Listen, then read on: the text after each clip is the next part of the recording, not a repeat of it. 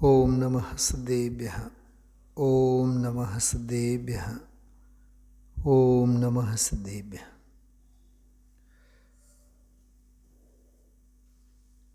બે વિષય વસ્તુ આપણે સાથે ચલાવશું આજે. કર્તવ્યાષ્ટક ગઈકાલે એની આપણે જાહેરાત કરી, પણ પાઠ આજે લેશું. 264, 65 અને 66 ત્રણ બોલો ઉપર પૂજ્ય ગુરુદેવ શ્રીનો આજે 100 નંબરનું પ્રવચન. અમૃત પ્રવચન ભાગ 4માં ગઈકાલે જેમ ત્રણ બોલોમાં સારભૂત વિષય વસ્તુની ચર્ચા આપણે કરી, એમાં આજના ત્રણેય બોલમાં પણ કેટલાક શબ્દો તરફ ધ્યાન આપણે આપીએ અને વિષય વસ્તુ તરફ તો ધ્યાન આપીએ જ આપીએ. 264માં છે ને, રંગ અને રસ અને તુચ્છ વિભાવ, એની બહુ ગંભીર ચર્ચા આજે આવી છે. 265માં એક બહુ અલૌકિક ચર્ચા આવી, સદાય જાગૃત સ્વરૂપ. અને જાગૃત સ્વરૂપને ઓળખવામાં આવે તો પર્યાયમાં જાગૃતિ પ્રગટ થાય. એ વળી હું જાગૃત સ્વરૂપ વળી અને જાગૃતિ, એની બહુ જોરદાર ચર્ચા ગુરુદેવશ્રી આજે કરી છે. 266માં જો અને તો વાળી લોજિકની વાત છે.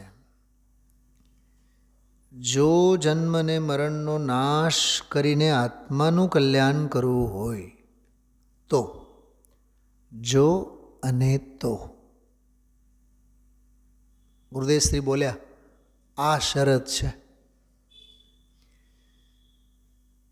જો તારે કલ્યાણ કરવું હોય, અચ્છા એમાં બીજી વાત ઉમેરી છે વચનામૃતમાં, જન્મ મરણનો નાશ કરીને આત્માનું કલ્યાણ કરવું હોય તો. એનો અર્થ એમ થયો કે આત્મકલ્યાણ જન્મ મરણના નાશ વિના તો નહીં જ થાય. જન્મ મરણ રહે અને આત્મકલ્યાણ થાય, ત્રણ કાળમાં નહીં બને. ગુરુદેવશ્રી બોલ્યા હતા એક મ્યાનમાં નહીં જ રહે. બહુ સરસ વાત છે. તો શું કરવાનું? એના માટે બહુ માર્મિક વાત આવી, પુરુષાર્થ. પણ ક્યાં? કે ચૈતન્ય ભૂમિમાં ઊભો રહીને પુરુષાર્થ એ કર, એવી પ્રેરણા આપે. પછી 266માં એક જ બોલમાં બીજો એક બોલ બહુ સરસ છે. આચાર્ય દેવ કરુણાથી કહે છે, તું મુક્ત સ્વરૂપ આત્મામાં નિષ્પૃહપણે ઊભો રહે. એટલે કોઈ પણ જાતની સ્પૃહા ન રાખ. નિમિત્તની નહીં, રાગની નહીં, દેહની નહીં, શાસ્ત્રલક્ષી વિકલ્પરૂપ જ્ઞાનની નહીં, રાગની નહીં. એટલે દેહ મન વાણી પ્રગટ પર્યાય બધેથી સ્પૃહાને તો હટાવ, ત્યાં સુધી કે મોક્ષની પણ સ્પૃહા ન રાખ.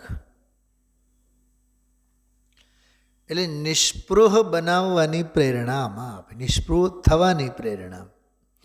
ત્રીજી એક બહુ સરસ વાત કરી કે તારા સુખને માટે અમે માર્ગ દેખાડીએ છીએ. બહાર ફાંપા મારવાથી સુખ નહીં મળે. એ આ જે વાત છે ને, અમે આ માર્ગ દેખાડીએ છીએ, આ પ્રવચન સારમાં આવે છે. મોક્ષ માર્ગના પ્રણેતા અમે અહીં ઊભા છીએ. જદી ઈચ્છદી દુઃખ પરિમોક્ષમ, જો તમે દુઃખોથી પરિમુક્ત થવા માગતા હો તો. પડિવજ્જતુ સામણ્યમ પરિવ્રજતુ શ્રામણ્યમ, અથવા શ્રામણ્યને અંગીકાર કરો જો દુઃખોથી પરિમુક્ત થવા માગતા હો તો. એમાં એ વાત કરી કે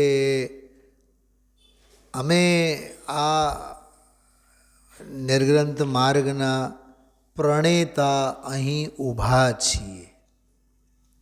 એવી સરસ વાત આમાં આવે છે. હું મૂળ ગાથા સાથે તમને કહેવા માગું છું. ચરણાનયોગ સૂચક ચૂલિકાની પહેલી જ ગાથા, 201 નંબરની ગાથા, પ્રવચનસાર. એવમ પણમીય સિદ્ધે, એટલે એ રીતે અમે સિદ્ધ ભગવંતોને પ્રણામ કરીને જીણવર વસહે પુણો પુણો સમણે, જીનવર વૃષભ એટલે તીર્થંકર ભગવંતો અને મુનિરાજોને, સમણે એટલે શ્રમણોને, પુણો પુણો એટલે ફરીથી વંદન કરીને કે જે પડિવજ્જદુ સામણ્યમ, તમે શ્રામણને અંગીકાર કરો એટલે શુદ્ધોપયોગરૂપ મુનિપનું અંગીકાર કરો. જદી ઈચ્છદી દુઃખ પરિમોખમ, આ બહુ માર્મિક વાત છે. જદી એટલે જો દુઃખોથી મુક્ત થવા માગતા હો, તો રખડવા માગતા હો તો આ ઉપદેશ તમને લાગુ જ નહીં પડે, અને અમે તમારા માટે કાંઈ છીએ જ નહીં. જો તમે ઈચ્છતા હો, દુઃખોથી મુક્ત થવા માગતા હો તો 201 નંબરની ગાથા, બહુ સરસ ગાથા છે. અને ગુજરાતીમાં જો ગાથા. હે રીત પ્રણમે સિદ્ધ જીનવર વૃષભ મુનિને ફરી સામાન્ય અંગીકૃત કરો, અભિલાષ જો દુઃખ મુક્તિની. આ ગાથાની ટીકામાં છેલ્લે એક બહુ સરસ વાત કરી. જો તે દુઃખથી મુક્ત થવાનો અર્થી હો, એમ. યદિ દુઃખ મોક્ષાર્થી, શબ્દ જો, યદિ દુઃખ મોક્ષાર્થી તથા તત્પ્રતિપદ્યતામ યથાનુભૂતસ્ય તત્પ્રતિપત્તિ વર્તમનઃ પ્રણેતારો વયમ ઇમે તિષ્ઠામઃ. તે માર્ગના પ્રણેતાઓ અહીં અમે ઊભા છીએ. યથાનુભૂત એટલે જેવો છે એવો માર્ગનો અનુભવ કરનારા અમે, તેના પ્રણેતા અમે આ ઊભા. આવું ક્યારે કહેવામાં આવે છે? બોલો. અમે આ ઊભા એવું ક્યારે કહેવામાં આવે છે? લૌકિક વ્યવહારમાં પણ આપણે આપણા બાળકો સાથે, સંતાનો સાથે આ જાતની ડાયલોગ ડિલિવરી કરતા હોય. તું મહેનત કર, અમે ઊભા છીએ ને. બાપ તારો ઘરમાં બેઠો છે ને, શું કામ હેરાન થાય છે? ખ્યાલમાં આવે છે? દીકુ તું તો આગળ વધ, પૈસા ઓછા પડે તો મને પછી કહેજે. સમજાય છે? મોક્ષ માર્ગના પ્રણેતા અમે આ ઊભા છીએ. કેટલી માર્મિક વાત છે આ 266મી ગાથામાં, કે તારા સુખને માટે અમે આ માર્ગ દેખાડીએ છીએ, એટલે અમે આ ઊભા છીએ. બહાર ફાંફા મારવાથી સુખ નહીં મળે. બરાબર. આ ત્રણેય બોલોની સમરી આપણે જોઈ 7-8 મિનિટમાં. રંગ, રસ, વિભાવોની તુચ્છતા, સદાય જાગ્રત સ્વરૂપ, પર્યાયમાં અનુભવમાં આવે તો જાગૃતિ થાય. એ બધું બહુ અદ્ભુત છે. ગુરુદેવના પ્રવચનો સાંભળો તમે શાંતિથી, તો એનો અર્થ આપણને ભાવભાષણમાં આવે.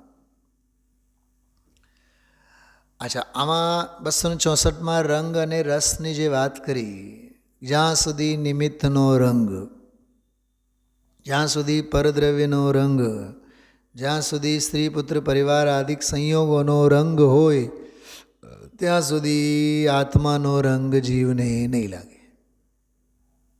બધા ગુરુદેવના ઉદ્ગારો વાંચવા જેવા છે. બરાબર.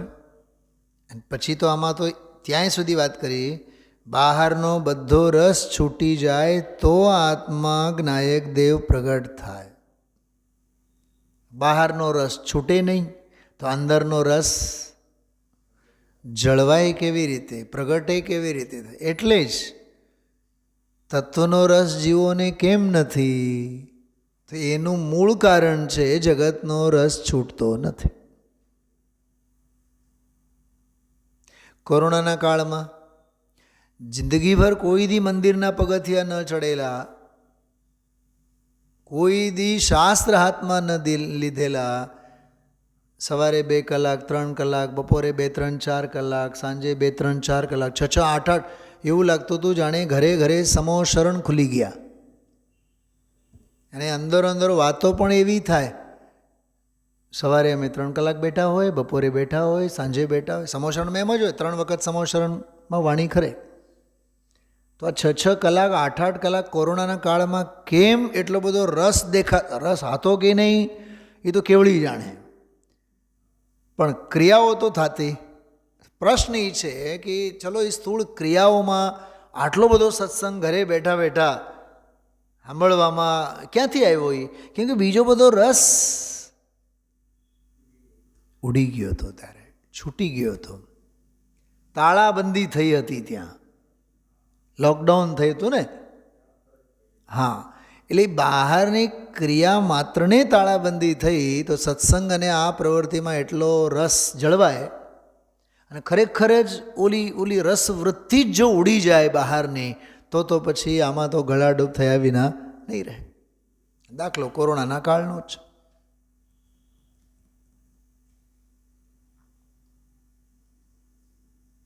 એટલે એ કંઈ 6 6 8 8 કલાક કરતાં આખી દુનિયા કરતી, એનો અર્થ કંઈ બહુ બધા ધર્માત્મા થઈ ગયા, તદ્ભવ મોક્ષગામી થવાના, એવું કંઈ હતું નહીં. એ દૂધનો ઉભરો હતો એ. અને જેમ જેમ જેમ જેમ કોરોનાએ વિદાય લીધી તો વળી પાછા આપણે પગલાં પેઢીએ કરવા માંડ્યા. પછી તો બધું ધીમું ધીમું ધીમું ધીમું બધું છૂટતું ગયું. એટલે આ નિયમ છે. જેને આત્માનો રંગ હોય એને જગતનો રંગ ન હોય, રસ ન હોય. આત્માનો રંગ અને સ્વરૂપ અને સ્વભાવનો રંગ, તત્વનો રસ હોય, બહારનો રસ એનો ઉડી જાય. જબ નિજ આત્મ અનુભવ આવે તબ કછુ ઓર નાહી સુહાવે. નિયમ છે. એટલે આ બોલ બહુ સરસ છે. એને પછી તુચ્છ વિભાવોથી શું પ્રયોજન? આમાં મને બહુ આનંદ આવ્યો આ શબ્દમાં કે વિભાવ. વિભાવને માટે એક જ વિશેષણ આપ્યા, તુચ્છ. સ્વભાવ સ્વચ્છ, વિભાવ તુચ્છ. શું કીધું? સ્વભાવ સ્વચ્છ અને વિભાવ તુચ્છ. તુચ્છ એટલે જોવા લાયક નથી, એમ. શુભાશુભ ભાવ જોવા લાયક નથી, અપનાવવા લાયકની તો વાત બહુ દૂર છે. સ્વભાવ જેવો સ્વચ્છ કોઈ નથી, વિભાવ જેવો તુચ્છ કોઈ. તુચ્છ એટલે નગણ્ય, હે, એમ સમજો ને. હે એટલે છોડવા લાયક. 265માં સદાય જાગૃત સ્વરૂપ જ છે. ગુરુદેવશ્રી આ વાક્ય એટલું સરસ બોલ્યા હતા કે જો આ જ આવ્યો એવું બોલ્યા. જાણનાર છે, જાગૃત સ્વરૂપ છે, અને વળી પાછું જ છે. તો આ જ આવ્યા, જો 2 જ આવ્યા એવું બોલ્યા હતા. ધ્યાન છે. એટલે વ્યાકરણનો એને મોજ માણી ગુરુદેવશ્રીએ. અચ્છા, સદાય એટલે કાળથી અપ્રતિહત, અને જાગૃત સ્વરૂપ એટલે ભાવથી અપ્રતિહત. ભાવ, એનો ભાવ, જાગૃત સ્વરૂપ એટલે જાણક સ્વરૂપ. અને જ છે એટલે હૈયાતી સ્વરૂપ, મોજૂદ સ્વરૂપ. સદાય એટલે કાલથી અપ્રતિહત, જાગૃત સ્વરૂપ એટલે ભાવથી અપ્રતિહત, અને છે એટલે એ હોવા રૂપે, અસ્થિ રૂપે. ત્રિકાળ અનુભૂતિ સ્વરૂપ, ત્રિકાળ હોવા રૂપે, અસ્થિ સ્વભાવે જે છે ને છે. હવે એ જાગૃત સ્વરૂપ આત્માને ઓળખે એટલે સ્વરૂપને ઓળખે તો પર્યાયમાં પણ જાગૃતિ પ્રગટે. આ શું છે? ઓલો ત્રિકાળ જાગૃત સ્વરૂપ, અને પર્યાયમાં જે પ્રગટે એ જાગૃતિ. ઓલો અનુભૂતિ સ્વરૂપ, અને પર્યાયમાં જે પ્રગટે એ અનુભૂતિ. હમણાં પરમ દિવસે કીધું હતું ને, ઓલો ધ્રુવમાં ધ્રુવનો પ્રતિભાસ, અનુભૂતિ સ્વરૂપ. અને અનુભૂતિ સ્વરૂપ જે છે એનો અનુભવ એ ધ્રુવમાં ધ્રુવનો પ્રતિભાસ એવો પ્રગટ પર્યાયમાં પ્રતિભાસવું, રિયલાઇઝ થવું, ફીલમાં આવવું, પરદ્રવ્યોથી ભિન્ન ઉપાસવામાં આવવું. ખ્યાલમાં આવ્યો? એવી સરસ વાત છે. તો દ્રવ્ય સ્વભાવ અને પ્રગટ પર્યાય સ્વભાવ, અનુભૂતિ સ્વરૂપ અને અનુભૂતિ પ્રગટ સ્વાનુભૂતિ. એ વાત એમાં લેવાની.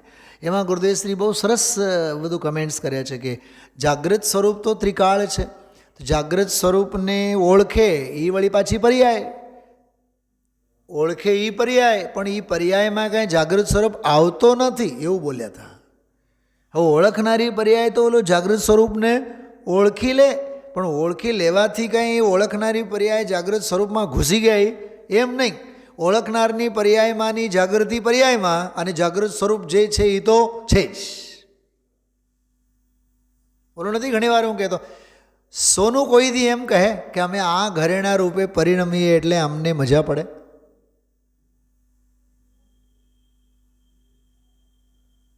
ખ્યાલમાં આવે છે? અરે ઘરેણા રૂપે ઘરેણાઓની પર્યાયો પરિણમે તે સુવર્ણને લીધે, સોનાને લીધે અભિનંદનને પાત્ર છે.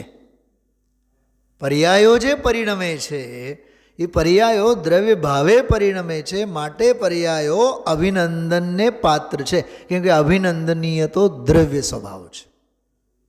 સોનું છે માટે તો ઘરેણાઓને દુનિયા પૂછે છે, બાકી ઘરેણાઓને કોણ પૂછે? દ્રવ્ય સ્વભાવ છે. અથવા અહીંયા આ 265 નંબરના બોલની ભાષામાં કહું, જાગૃત સ્વરૂપ છે માટે તો જાગૃતિને પૂછવામાં આવે છે. શું કીધું રાજુભાઈ? જાગૃતિ એટલે પ્રગટ અનુભૂતિ. જાગૃતિ એટલે પ્રગટ અનુભૂતિ, સ્વાનુભૂતિ જેને કહીએ. સ્વાનુભવ કે બિના ભ્રમતા હી રહા હું. ખ્યાલમાં આવે છે? પ્રગટ જાગૃતિ, ઓલો જાગૃત સ્વરૂપ, અનુભૂતિ સ્વરૂપ, અને જાગૃતિ એ અનુભૂતિ, સ્વાનુભૂતિ. એ એક બહુ માર્મિક, ખૂબ માર્મિક વાત છે. અને જન્મ મરણનો નાશ કરી સૌથી મોટામાં મોટો દુઃખ, આત્માનું કલ્યાણ જો કરવું હોય તો, જો અને તો જો ચાહો આપનો કલ્યાણ. છડાળા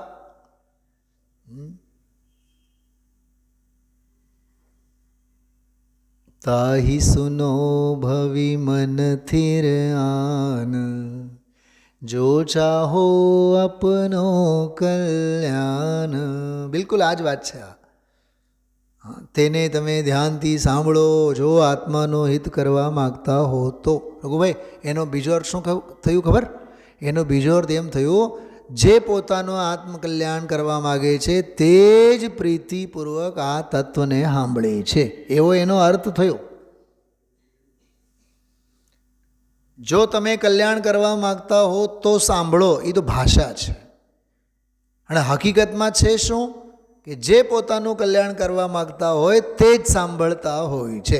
જેને હજી કલ્યાણનો કિનારો નજીક નથી એ સાંભળવાના નથી. હવે હજારો સંકુલનો બને. જોયું ભાઈ? બંગડી બજારમાં બીજે માળે, ત્રીજે માળે, ખૂને ખાંચરે, કેવી કેવી કેવી 2 ફીટમાં 2, 2.5 બાય 2 બાય 5, 4 બાય આવી નાની નાની 2 માણસ ઊભા ન રહી શકે, તો એ 10-10 ગ્રાહકો ઊભા હોય. ગરજ હોય તો પહોંચે છે ને ત્યાં બીજે માળે, ત્રીજે માળે, ચોથે માળે, 5મે માળે. આપણને પહેલી નજરે એમ થાય કે આવી ગંધારી ગલીમાં, બંધ ગલીમાં દુકાન કેવી રીતે હાલતી હશે? પણ ગરજુ જરૂરિયાતમંદ જે હોય એ ગોતી જ લે, પહોંચી જ જાય.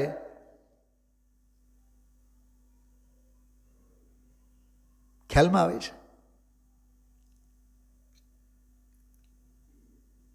દુકાન ભલે ને મેન હાઈવે ઉપર હોય, ગરજ જ ન હોય, તેમાં પગે નહીં મૂકે.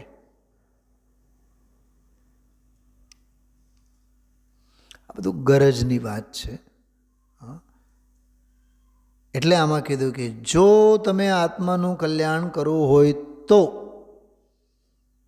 પછીનો શબ્દ બહુ માર્મિક છે. રાગમાં ઊભો રહીને નહીં થાય, ક્રિયાના રવાડે ચડીને નહીં થાય. ધનજીભાઈ, 1-2 કલાક સાંભળી લીધું અને 1-2 કલાક પૂજા કરી લીધી અને 4-8 દિવસની જાત્રા કરી લીધી અને 99 ગામની પાલિતાનાની જાત્રા કરી, સિદ્ધ ચક્ર મંડળ વિધાન કર્યો, શાંતિ વિધાન કર્યો. લોકોમાં એ એક હવે બહુ મોહ વધતો જાય છે. ફલાનું વિધાન, ફલાનું વિધાન, ફલાનું વિધાન.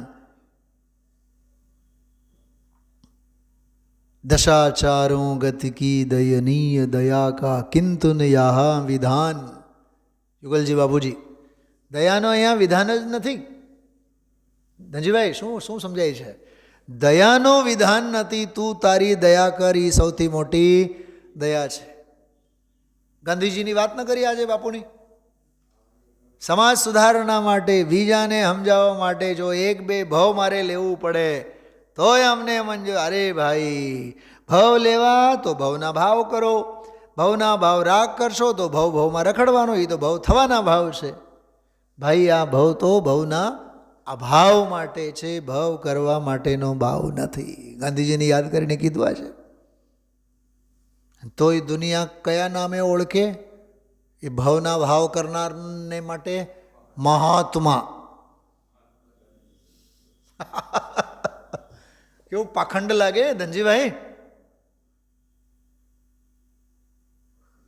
આત્મા સ્વભાવ સે મહાન, મહાન સે મહંત બન ગયા. એ આ છે. પણ કોણ માને દુનિયામાં? હા રાજુભાઈ, બધે દંભ છે. આપ્તમીમાંસામાં સમંતભદ્રાચાર્ય એક બહુ સરસ વાત કરી. ત્વન્મતામૃત બાહ્યાનામ સર્વથૈકાંતવાદીનામ આપતાભિમાન દગ્ધાનામ શ્રેષ્ઠમ દ્રષ્ટેન બાધ્યતે. ત્વન્મતામૃત બાહ્યાનામ, હે જનેન્દ્ર ભગવાન, તમારા મતરૂપી અમૃતથી જે બહાર છે તે પોતાની જાતને આપતાભિમાન દગ્ધાનામ. એ કેવા છે? પોતાની જાતને આપતના માનમાં દગ્ધ છે, બળીને ખાક થયેલા છે. શ્રેષ્ઠમ દ્રષ્ટિન બાધ્યતે. એ જે કાંઈ પણ માનતા હોય એ બધી બાધિત થાય છે. કેવી સર્વજ્ઞતા પ્રત્યેની નિષ્ઠા, વિશ્વાસ. તો ચૈતન્ય ભૂમિમાં રાગમાં નહીં, રંગમાં નહીં, સંયોગમાં નહીં, નિમિત્તમાં નહીં. કાલે મેં કીધું હતું, સુવિધાઓને રવાડે નહીં ચડો, સુવિધાઓને સથવારે સાધના નહીં થાય. એમાં નિમિત્તમાં ગળપન આવે. નિમિત્તમાં ગળપન આવે, પક્ષ પડે. એમાં સુવિધાઓના રવાડે નહીં, સાધનાના માર્ગે આવો. તો ચૈતન્ય ભૂમિમાં ઊભો રહીને તું પુરુષાર્થ કર. ગુરુદેવ સુધી એવું બોલ્યા છે 17મી 18મી ગાથાને આધારે. એ જે સ્વભાવ ભાવ છે એને જાણ્યું, એને શ્રદ્ધ્યું, એનું આચરણ કર્યું. એ જે શુદ્ધ સ્વભાવ ભાવે પરિણમેલો ઉપયોગ, એ શુદ્ધોપયોગ, એ જ શુદ્ધોપયોગ પુરુષાર્થ છે. અને એ જ શુદ્ધોપયોગ જૈન શાસન છે. 14મી 15મી ગાથા આજે યાદ કરી છે સવારે. એ જૈન શાસન કહો, શુદ્ધોપયોગ કહો, એ છે. એનું નામ પુરુષાર્થ છે. પછી તો મેં તમને કીધું જ, મુક્તિની પણ સ્પૃહા નહીં કર. અરે મોક્ષની પણ સ્પૃહા નહીં કર, કેમ કે તું પોતે જ મુક્ત સ્વરૂપ છે. અને ત્રીજી વાત, સુખને માટે આ માર્ગ અમે દેખાડીએ છીએ. મોક્ષ માર્ગના પ્રણેતા અમે અહીં ઊભા છીએ. ચલો, આજે 23 મિનિટમાં આપણે બધો સાર આનો જોઈ લીધો. પણ તમે આ પ્રવચનો 2 વાર 3 વાર 4 વાર સાંભળો ને, એક વાર એમને વાંચો, 1-2 વાર સાંભળો તો આખો જે ભાવ છે ને હૃદયમાં બેસે. પણ મરવાના ટાણા નથી અહીંયા તો. શું થાય? હું એ જાગૃત સ્વરૂપની દ્રષ્ટિ થઈ, પ્રગટ પર્યાયમાં જે જાગૃતિ થાય એનું નામ આત્મ સાક્ષાત્કાર, એવું બોલ્યા ગુરુદેવશ્રી. ખૂબ વૈરાગ્યના બોલો, આ તે ઘણું બધું આવતું હોય છે. ચલો, હવે છેલ્લી 10 મિનિટ માટે આપણે કર્તવ્યાષ્ટક જે ગ્રંથ છે, આપણે વૈરાગ્ય પાઠ સંગ્રહ, એમાં કર્તવ્યાષ્ટક 75 પાના ઉપર કર્તવ્યાષ્ટક એટલે કરવા લાયક કર્તવ્ય શું છે, એ કર્તવ્ય બોધ, આપણને નિયમેણ જમ કજ્જમ, નિયમથી જે કરવા લાયક છે, આમ તો નિશ્ચય મોક્ષ માર્ગ, સમ્યક દર્શન જ્ઞાન ચારિત્ર તે કરવા લાયક છે. આમાં કર્તવ્ય અષ્ટક બોલોમાં 8 છંદ છે. 8માં દરેકમાં 4 વખત યોગ્ય યોગ્ય યોગ્ય શબ્દ છે. આપણે આત્મહિત હિ કરને યોગ્ય, વીતરાગ પ્રભુ ભજને યોગ્ય, સિદ્ધ સ્વરૂપ હિ ધ્યાને યોગ્ય, ગુરુ નિર્ગ્રંથ હિ વંદન યોગ્ય. કોઈ પણ પંક્તિનો અર્થ કરવાની કાંઈ જરૂર નથી, આપણને ખ્યાલમાં આવી જાય. થોડોક પોતાનો બૌદ્ધિક સ્તર ઊંચું કરી આપણે શું આમાં કહેવા માગે છે વિચાર મનન કરીએ એટલે આપણને કર્તવ્ય શું છે એનો બોધ આપોઆપ થઈ જાય. ફરી એકવાર આપણે શરૂ કરીએ. આત્મહિત હિ કરને યોગ્ય, વીતરાગ પ્રભુ ભજને યોગ્ય, સિદ્ધ સ્વરૂપ હિ ધ્યાને યોગ્ય, ગુરુ નિર્ગ્રંથ હિ વંદન યોગ, સાધર્મે હિ સંગતિ યોગ્ય, જ્ઞાની સાધક સેવા યોગ્ય, जिनवाणी पढ़ने योग्य, सुनने योग्य, समझने योग्य, तत्व प्रयोजन निर्णय योग्य, भेद ज्ञान ही चिंतन योग्य, सब व्यवहार है जानन योग्य, परमार्थ प्रगटावन योग्य, वस्तु स्वरूप विचारन योग्य, निज वैभव अवलोकन योग्य, चित स्वरूप ही अनुभव योग्य, निजानंद ही वेदन योग्य, अध्यात्म ही समझने योग्य, शुद्धात्म ही रमने योग्य, धर्म अहिंसा धारण योग्य, दुर्विकल्प सब तजने योग्य, श्रीजिन धर्म प्रभावन योग्य, ध्रुव आत्म ही भावन योग्य, सकल परेश सहने योग्य, सर्व कर्म मल दहने योग्य, भव का भ्रमण मिटाने योग्य, क्षपक श्रेणी चढ़ जाने योग्य, तजो अयोग्य करो स अब योग्य, मुक्ति दशा प्रगटाने योग्य, आयावसर सब विधि योग्य, निमित्त अनेक मिले हैं योग्य, हो पुरुषार्थ तुम्हारा योग्य, सिद्धि सहज ही होवे योग, सिद्धि सहज ही होवे.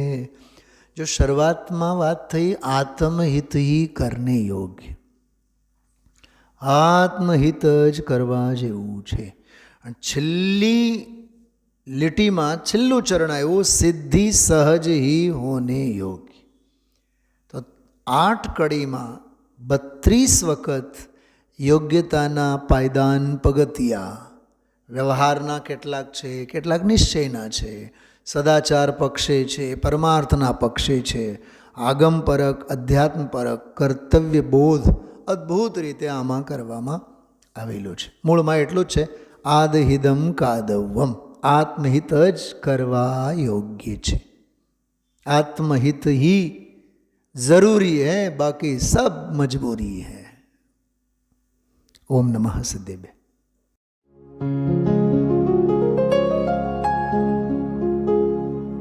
निज निधि निज में बताए, यह अनंत उपकार है उसके लिए जिन वाणी माँ को वंदना शत बार है, वंदना शत बार है, वंदना शत बार है।